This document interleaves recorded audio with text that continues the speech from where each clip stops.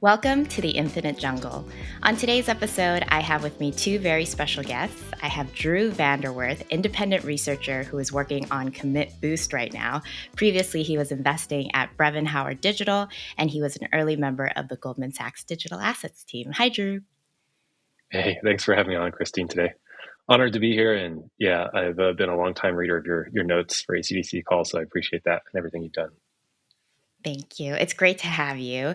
And I'm very excited to also chat with Alex Stokes, Ethereum Foundation Researcher and occasional moderator, I should say, of several different calls that happen throughout the Ethereum ecosystem covering Ethereum protocol development, including the Alcor developers calls and the MEV-Boost calls. Hi, Alex.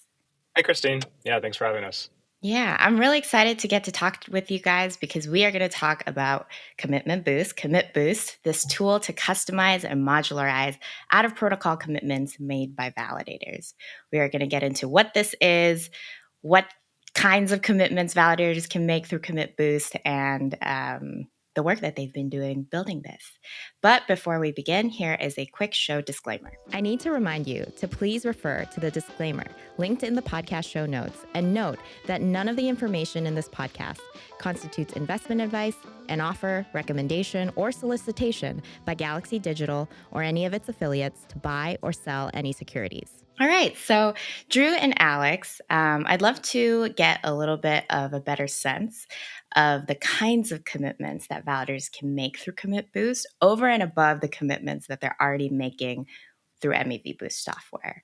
So I know that validators are able to go above and beyond some of the responsibilities and the duties that they already have put on them via the protocol layer.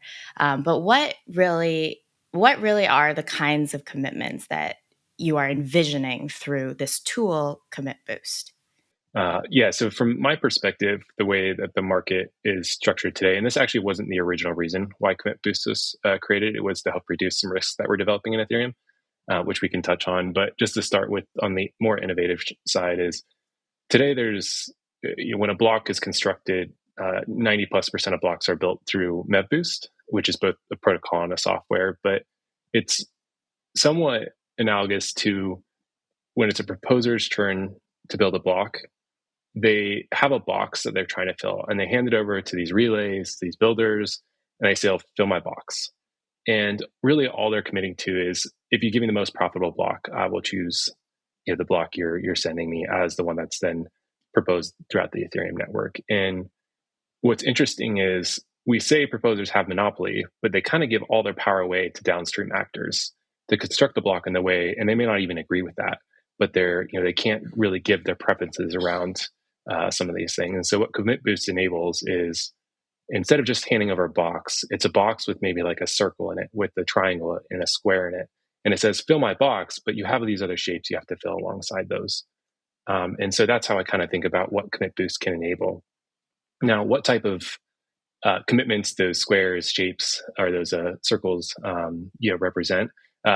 There's a huge design space around this that people have talked about. And I actually think stuff around the Pepsi research that Barnaby and Julian and the RAG group has pushed out has touches on those things. But like the initial use cases I see are just general PBS. So like people will still hand a box over, say, "Here's my, this is my commitment, just fill the box." But also things like inclusion lists.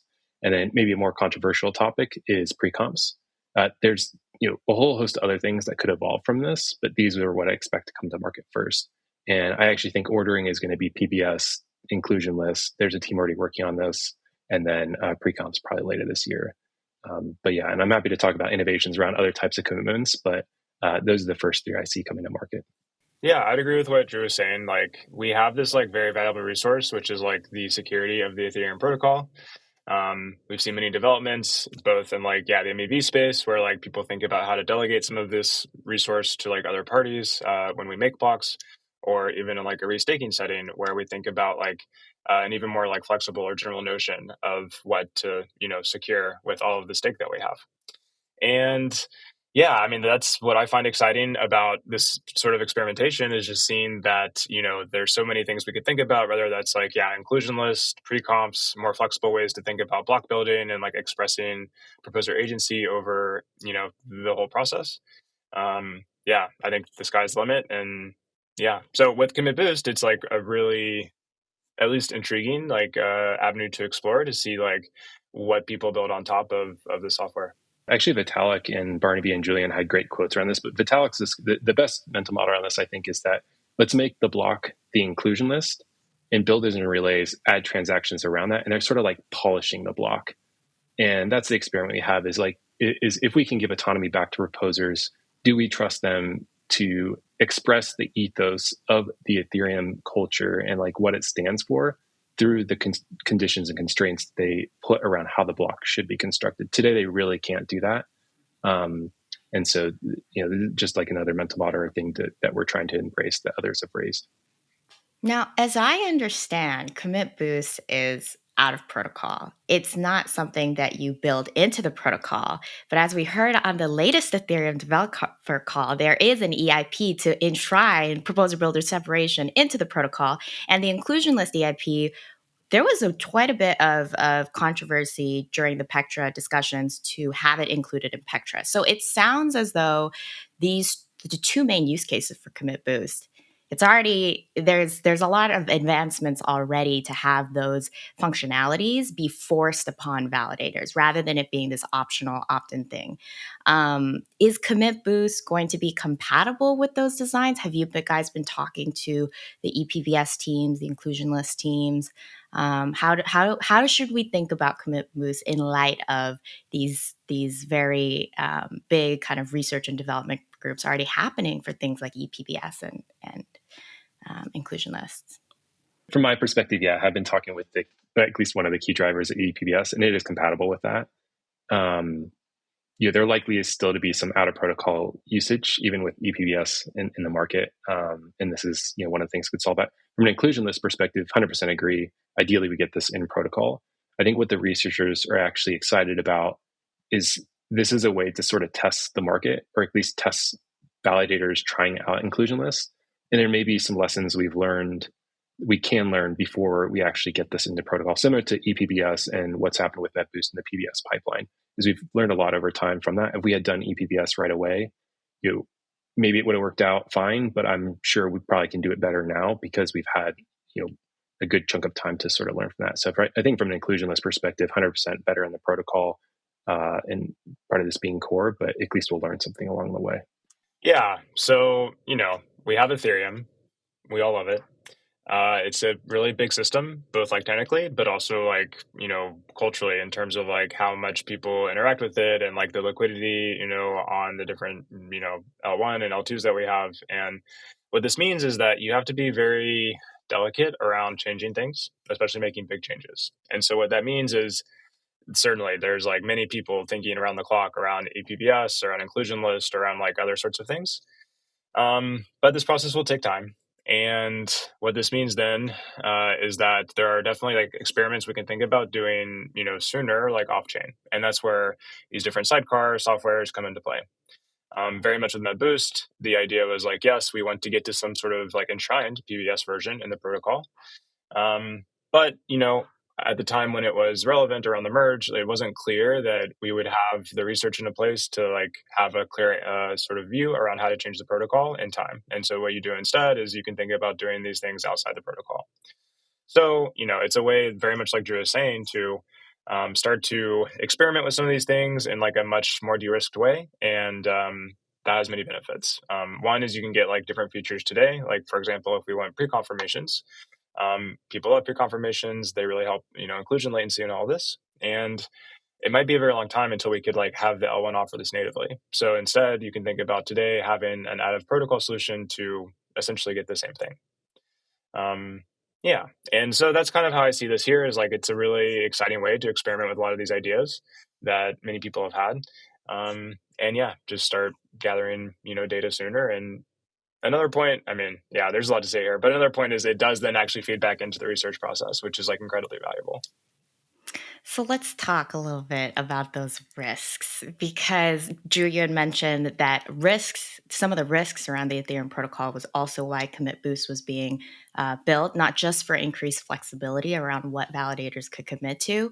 So I do want to dive into risks a little bit more and also talk a little bit about the risks that Commit Boost might be able to enable, the kinds of permissionless innovation that could happen with the types of commitments that are made. I can see this actually being very useful for protocols related to restaking and liquid restaking, people that can create additional slashing conditions or perhaps create different applications that might introduce more systematic risk to Ethereum. Are you guys concerned at all that this might change fundamentally different validator behaviors and therefore kind of introduce more complexity to the protocol through this out of protocol technology? Yeah, maybe I'll start with the risks we're mitigating, and then love to chat on this other side. Essentially, what we started to see in Commit Boost started earlier this year, so it was really before the Preconfs base sequencing. It was around, but hadn't really risen to the level of everyone paying attention to it like it is today. What we started to see, those teams were interested in these commitments, and they were each building their own sidecar. And where we were headed down, and still are, we're trying to mitigate this, is a risk of 5 to 10 different sidecars that people are offering validators, which creates a lot of fragmentation. This, number one, is not good for home stakers, not good for sophisticated stakers. No one really wants to run all these sidecars. And then probably more importantly, it's not good for core development. When we have upgrades and hard forks, there's a lot of coordination already around MEV-Boost. But if you had 5 to 10 different MEV-Boosts, it's just a challenge. And so the mission we had was, can we create a unified sidecar that creates one standard that validators run, but they can still access all the innovation. So don't limit the innovation, but just have, just standardize just the last mile communication and, allow the innovation on top in an unimpeded way to thrive. And that's sort of, the mission and reason we created Commit Boost. Now, new risks it introduced, I think this is a fair thing to think about. From my personal perspective, I don't think validators are going to opt into every commitment out there, or at least a good chunk of them. There's going to be these left-tailed people that do these things. I don't think we can fully mitigate that, and I don't think it's really Ethereum's responsibility to mitigate all these things. But as we see, even just, you mentioned restaking in the ABS world, today everyone's opting into everything. When slashing conditions get created, I don't think that's the case. I think people become a lot more selective or have risk assessments towards what they're running and committing to. This is my personal view. And I think there'll also be a whole host of innovation around teams like a Moody's of commitments will start to emerge, where teams like Rated, these kind of like third-party providers will come alongside staking providers and say, hey, these are relatively safe. The other thing Commit Boost does is it's not only about standardization, but creating tools and mechanisms for validators to both actively and proactively respond to risks that could be introduced from these commitments. And so a lot of what we also have built is things around monitoring, metricing, dashboarding, even tools that if teams just run PBS on Commit Boost today, their lives, they just get way more transparency, but also giving them ways to create proactive risk mitigation. So if a commitment starts to crash a validator's box, it can actually shut that commitment off. And so they don't miss their slots. And then, there's additional logic we've started to think about, are there ways to reduce missing slots from validators, even if they, again, are just running PBS and Commit Boost. So there's other ways, but definitely, someone could create, I'm just saying this, but casino commitment A, which could cause issues. I don't see a good chunk of Ethereum validators opting into this. And I think over time we end up with 4 or 5 of these commitments that everyone's kind of aligned on. But it certainly is a risk, and open to the community's feedback, your feedback on whether that risk is worth it. But I certainly do, and I think there's ways to mitigate it. Yeah, no, I mean, I'll echo a lot of what you're saying. So there's like sort of a low level and also like a high level. The low level is very much like EES, to the extent that Commit Boost is like this, middleware, like foundation layer where you have these like different modules on top. Then what you very directly avoid is this proliferation of like sidecars, right? This is really nice. I think it makes everyone's lives more complicated. If like when we go to think about hard forks, for example, there's like 20 different like possible software, out there, and then the combinations of running them all together becomes exponential. And yeah, it's it could quickly become a lot. So, the commit boost on like a software basis, I think like helps to address this point, and that's really exciting. Then separately, yeah, like there's this tension, right, between like how much do we want to explore innovation, how much do we experiment, and like what can we like kind of bring to Ethereum today versus like yeah, what's like too much. And it's like it's a very delicate question. What I do think we have in Ethereum is like a very strong community that's like very willing to say what's okay and what's not. And so on that front, I kind of see, assuming commit boost, becomes this like, well adopted piece of software, then you see, there's like very active community around it saying like, okay, which types of things are okay and which are not, right? Yeah. And yeah, I mean, again, I think Drew gave a great example of saying like different like community efforts, like either rated or like L2 beats another one with like L2s, where it's like you do have these like community projects that are very focused, not just on like all the cool stuff you can get, but also like the risk and the sort of, security considerations that brings. So yeah, I think we're in a good place. And part of it will just be sort of in dialogue with the rest of the community. I mean, I will push back a bit on this idea that people will naturally over time not ape into things just because of the yield. I think there's additional risk that validators take on with MEV-Boost, with Eigenlayer, with liquid restaking.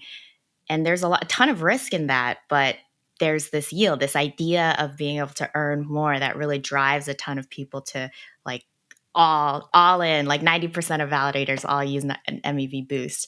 And it seems to me like if you want to prevent the proliferation of all these fragmented sidecars and commitments, it's going to take a little bit of incentive, like a token or points, something to get people to opt into using the system. Everybody opted into MEV-Boost because MEV-Boost offered MEV restaking. A ton of people opted in because of this idea that there was going to be additional rewards. What is driving the kind of adoption of Commit Boost as the standard? Are you guys working with Flashbots to integrate MEV-Boost as a commit, reformat it in that way? Eigenlayer, like who are some of the big names or some of the big drivers that you think are going to make this very optional standard become the standard that everyone adopts? It's a great question. I think on our, I'll call it go-to-market. I mean, this is a nonprofit public good, but our go-to-market thinking has been, today, most validators run MEV-Boost. How can we make their lives better? And so I mentioned some of these things, but Commit Boost with the PBS module, which is just MEV-Boost basically running, you already day one get a lot of things that either teams don't have access to or have to have a team member or two team members sort of focus on. One great example is just metrics around the transaction flow and all the timing things that are happening, easily adaptable into a Grafana dashboard. There's a good chunk of validators that either have to have a person focused on this or just don't have access, a whole host of things. So off the shelf is offered as one of those things. There's also extensions on PBS that we've added. One of them is around timing of get header and get block in these things. And it's we call it in the repos timing games to be very transparent. It really isn't that though. In all reality, it's just offering the same services Relay is offered today, but it does it in a way where it's the proposer controlling it. And it also provides them additional tools to reduce risks of things like missing a slot. We've embedded those. So there's the extension. So like improve their lives, make it better than it is today. And then the offer of, if other commitments come to market, instead of having to run new sidecars, you just opt into this new module and can run it. And so there will be additional yield that I assume comes with that. It's still TBD on like preconfs and some of these things, what you can get versus just normal staking like we see today. But those are how we're thinking about it. Big parties we're working with, certainly people like Eigenlayer, really any restaking platform though is interested in this. So Symbiotic, Carrick, Commit Boost is just a standard for a proposer to communicate its commitment, but it doesn't impact or limit the innovation around how do you enforce that commitment if you don't follow through on it. The point of Commit Boost though isn't to limit who that enforcement actor can be. And so this isn't specific to one risk-taking platform, but really anyone can plug into this. I think that's the key thing to highlight around that. Yeah, and I could touch on the incentive questions a bit. Like, tokens don't make sense, like points don't make sense. Like Drew was saying, like commit boost, at least as I am excited by it, is very much this like open public good with like, it's community driven, right? And so like, yes, there are questions around maybe like funding or sustainability of the effort, but like the point is like not to incentivize people directly to like run the software. And so then, there is a question of like, yeah, how do you either get people to run it? I mean, again, like Drew's been doing a lot of work on that front. Then there's a question of like, how do you make sure things don't get out of hand, say, because I just want to chase more yield? And again, I think for there, like the best answer is probably just education. I mean, again, it's nice that we're doing this podcast. People like you, Christine, can like bring awareness to this and like point to these issues and like call them out. Again, I really think there's like a very like strong community around Ethereum, and part of that is just like once people understand like the implications of these things, they I think are well positioned to make informed choices around how much risk they want to take on. So yes, there is the like very short term view of like, yeah, I just want more yield as much as I can. But the community then, including ourselves here and others, like we, there's an extent to which there's like sort of back pressure on that where it's like, okay, if this module or this commitment is like too risky, like I think there's like a very strong sort of immune system like within the Ethereum community broadly. Already today within Commit Boost, there's 40 to 60 teams that are contributing in various ways to this. So it certainly isn't, I know we highlighted certain teams, just them. And some of those teams aren't contributing anything that we talked about yet.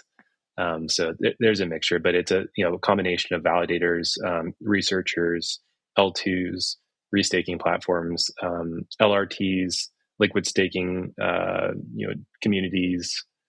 I'm trying to think about leaving any of these groups out, but a whole host of people that are client teams are helping on this, or at least helping us think through things, a whole host of things. So, and I think it's a bit early to like say how the community will shape up around it, but I think I've already seen in like various forums that like there is healthy pushback. Like, for example, Drew mentioned this notion of like timing games. Like this is something that like people have demand for. Again, greater yield, like in a vacuum, of course, people just want a greater return. But there can be like severe implications again for like the health of the protocol. And so I think there's already some like, healthy discourse around like how, like to what extent should like any particular module like support features like this? How does it ultimately look like? And yeah, I hope again to the extent that community does form around this, that it's like very mindful of these things. Additionally, have you guys been speaking to builders and searchers and relays to the extent that I'm sure it depends on the commitment that you design, but will a lot of these commitments require the same kind of middleware that MEV-Boost does? And to what extent do these actors kind of service all of the commit boosts? Are you guys envisioning kind of a proliferation of different types of middleware for these other types of commitment? Because once you make commit boost, I think it might encourage or make it easier to create all these different kinds of commitments that might have a different flavor to MEV-Boost and perhaps change the landscape of what we're seeing in terms of the searchers and builders and relay market. Yeah, I mean, I definitely think that's the case. I think that's some of the importance actually of Commit Boost is it unlocks the market to sort of innovate around ideas versus somewhat we've locked in relays and builders with the current market structure that we have today. You could plug a Suave network into Commit Boost. You could, a whole host of other things that you could do other than just the PBS pipeline that we have today. So I think that's a positive, at least from my perspective. Now, with regards to relays and builders, there are builders and relays helping with Commit Boost. I think one of the builders that spent the most time around this, they recognized this is detrimental to their current business, and even gave a talk at one of their events, sort of pinning them as Ace Ventura running down the road right now, saying, "I've got the power," but in the future being like an Eeyore and just kind of a sad builder. And again, this gets back to Vitalik's analogy, and I think Justin mentioned this too, but it pushes them to be more like polishers of the block instead of constructors. And so I think that is a powerful thing if we can get to that place. Right. Yeah. I mean, I guess I would just say like, I think it is very dependent on like what people end up wanting to do with like, the potentials that are unlocked. And yeah, I think there will be like, at least, I would hope that there's like a very serious, consideration given to the risk people are taking on. I guess one other question around the timing for all of this and readiness, because we kind of started off with the show talking about how this is parallel to these other initiatives like in protocol inclusion list and in protocol PBS.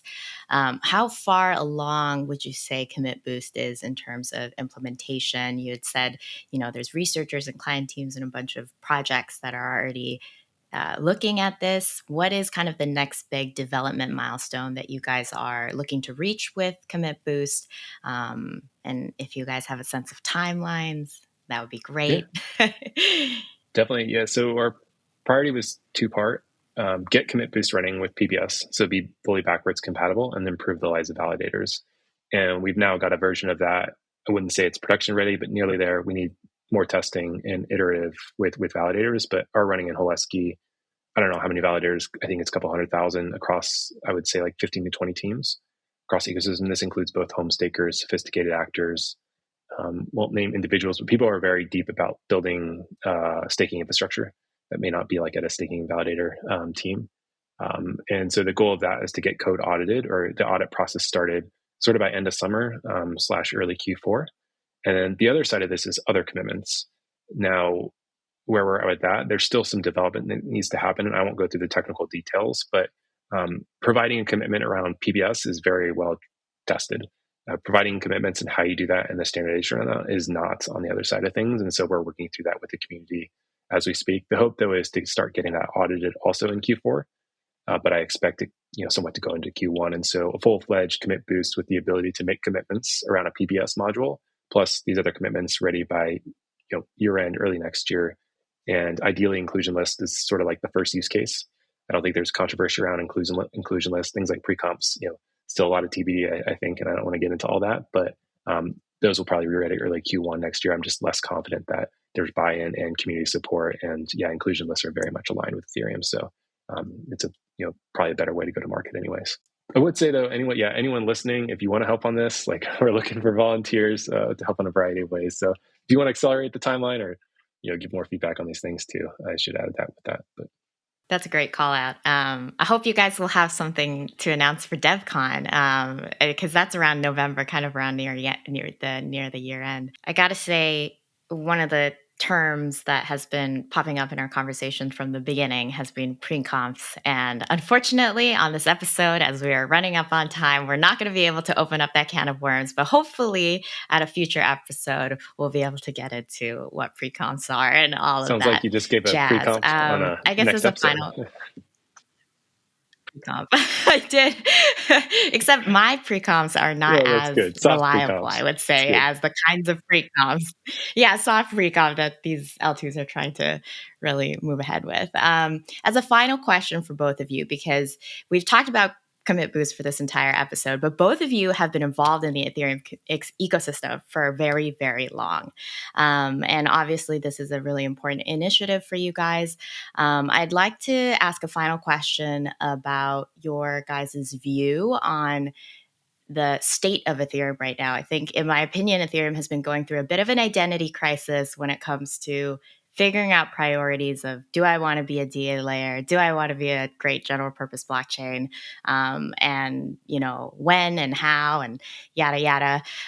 So I'd love to get just a few words, I guess, about your vision for if you had to explain the narrative of Ethereum to like an investor. So like Bitcoin has a very clear identity, digital gold, that's what it's trying to be. I think Ethereum is a little bit more complex, both as a technology, but also um, as a community, as an ecosystem, far more diverse. So if you could kind of peer into the 20-year future, what does the future of Ethereum look like to you? And what is its dominant narrative? That was hopefully how I was going to kind of, I'd love for that to be how the final question that I asked for you guys. Yeah. So usually when people ask for this, some like digital gold, like equivalent for Ethereum, like I think what I settle on is, again, this is like too reductive, but you could say like programmable money, where like, I think a lot of the really exciting use cases people see, like with respect to Ethereum, is the fact that you can like build economies on top. And like, moreover, these economies are like self-sovereign in like a very important sense.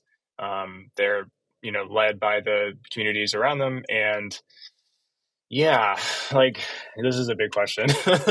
But I think like that's a way to think about it is like there's Bitcoin has this view that like yes, you could have like a monetary system that is governed by code.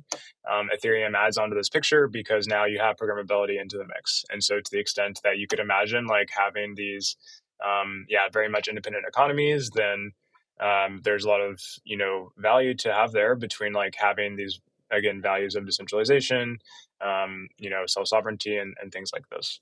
So like, yeah, zooming way out into the future, like you can imagine that like each L2 is like its own little economy. You can imagine the L1 is like coordinating between all these different pieces, right? And yeah, I mean, no single person makes or controls Ethereum, so it's very much a conversation between all the different pieces and players involved. And then to speak to this like identity crisis, notion, like yeah, I hear you. I don't know if it's like it is a way to like talk about it, but I don't know if it's the most helpful frame because like the biggest thing I've seen, again, just being here for like quite some time and Ethereum broadly is just the fact that the community's gotten much, much bigger. Like, say in 2017 with like the ICO boom, like it got very big, but it was still like, I think small enough where like there is, like you go to a conference, for example, and like you would see people who like you've been working with in like an open source capacity, like very directly. And that still exists today, but there's also just like so much more that's like built up around Ethereum and the software and the community that, it's just a lot bigger. And so like naturally, then this is the catch is that like for, me to see what I want to see in Ethereum around like a very open, like public sort of process or like, process is probably the right word there. Like you're going to like have a lot of the nitty gritty exposed, like around again how the sausage gets made, and sometimes it's not pretty. Like people have different views around what's more important or what's like higher priority or lower priority, and it's a messy process. But I firmly believe that Ethereum's better off for it because by incorporating all these different viewpoints, you end up with like I think much better answers. And I could give many examples, but maybe I'll just stop there. From my perspective, I got into Ethereum because someone gave an analogy. It cost $1 billion to build a bridge and $1 million to blow it up. And Ethereum is about reversing that so that it costs $1 million to build a bridge, but $1 billion to blow it up. And not only that, anyone can access this right away. So there aren't tolls. I guess there's gas, but really it's about like a censorship resistance. So in 20 years, if Ethereum is a completely censorship system that anyone can build on top of, and because we're sharing this resource, it reduces their costs to like secure their application or have this network effect of people. It would be an incredibly powerful thing. And with regards to discourse across Ethereum, I definitely feel that. My view is very similar to Alex. Ethereum is a special thing where the best ideas, or at least the best ideas of that time, have risen to the top, and it's because people beat it up and aren't, they aren't shy with their perspectives, whether they disagree or agree with the person across the table. So I still see some beautiful things happening. I think Zuberlin was one example where 60 or 70 people got together. It was the first time in a while where I saw everyone trying to work towards a solution. I know that happens all the way across Ethereum, but you may not just see that on Twitter. You don't see it unless you're in person, like things like that. So I still think there's this beautiful mesh of people that really want to push something that is incredibly censorship resistant that anyone can build on. So I still have a lot of hope and very optimistic about the future of Ethereum. Wow, you guys, that was so beautiful. It's good to know that the original vision of, well, I guess the original vision was kind of like world computer, but programmable money was definitely an early narrative. And the values of censorship resistance and permissionlessness, like you talked about, Drew, were definitely, these are values and I guess like narratives that I kind of haven't heard much about lately, or that I had been thinking has been kind of lost in the noise. But I appreciate you guys reminding us and bringing that back up to be top of mind. And thank you for all I did just see a tweet the other day where someone had a huge post about this world computer idea, and I was like, great, like time is a flat circle, but also like that was my entry point to Ethereum, was this notion of world computer. And like, that's also like kind of how I'd qualify this programmable money idea, is that like it's reductive. Like that's actually really the exciting part of Ethereum, is it's like this very like generic thing that is like, you know, so much could be possible, right? And like you say world computer and people are like, well, what are you talking about? Like it's like hard to see, like, you know, and that's partly why it's hard to communicate, is it's just like, in some senses it's like a very abstract thing, but I think that also points to like how powerful you know, at least the potential of something like Ethereum could be. Yeah, it requires a little bit more explanation for sure, but yeah, for good reason. Well, thank you guys. Thank you so much, Alex and Drew, for joining the Infinite Jungle Show. It was a real pleasure to be able to chat with you about Ethereum and Commit Boost. I hope that we'll be able to chat again once Commit Boost is a little bit further along in its journey of development. Thank you, Christine. Yep. Great. Thanks, Christine. Well, thank you to our listeners as well for the Infinite Jungle Show. We hope that you learned something new about Ethereum on today's episode. We will be back again with new episodes next week. Until next time, stay safe out there, everyone.